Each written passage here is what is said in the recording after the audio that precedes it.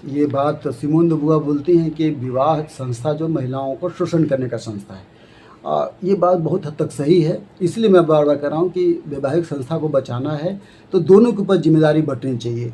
दोनों ये जो पूँजीवाद है, ये दोनों को तोड़ता है। वो पति को भी तोड़ रहा है, पत्नी को भी तोड़ता है।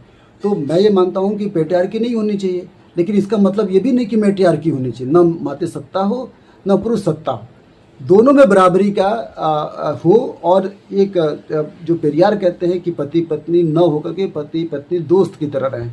जिस दिन पत्नी दोस्त की तरह रहेगी, पति दोस्त की तरह रहेगा, उस दिन झगड़ा कम होगा, झगड़े की बातें नहीं होगी। अब पत्नी यहाँ पे गुलाम है और पति मास्टर है, तो ये तो झगड़ा बढ़ेगा ना। और आज आज जो मर्डर की मैंने बताया कि महिलाओं के साथ बड़ा अत्याचार हुआ है, अब उनको थोड़ा-सा पावर मिला है तो एक्स्ट्रा मैरिटल, मैंने अभी आंकड़े बताए कि एक्स्ट्रा मैरिटल अफेयर्स बढ़ रहे हैं। क्यों बढ़ रहे हैं? क्योंकि देखिए, पहले हमने सेक्स की बात की थी, सेक्सुअल डिज़ायर इम्पॉर्टेंट है। अब अगर आप पति जो जॉब करने जाता है वो थका होता है, वो सेक्स नहीं कर पाता उस रूप में।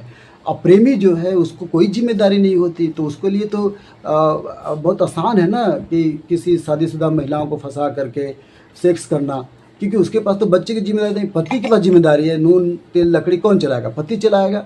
तो पति लेकर आता है तो वो उसके जो महिला घर में रह कर के सोचती है, जो फैंटासी देखती है कि हमारा पति ऐसे आएगा, गुलाब का फूल देगा, ये देगा।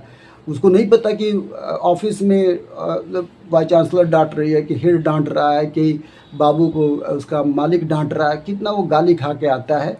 और वो आकर के ये घर में आता है तो टेंशन में होता है, झगड़ा होता है तो ऑफ़िस का टेंशन घर में उतारता है।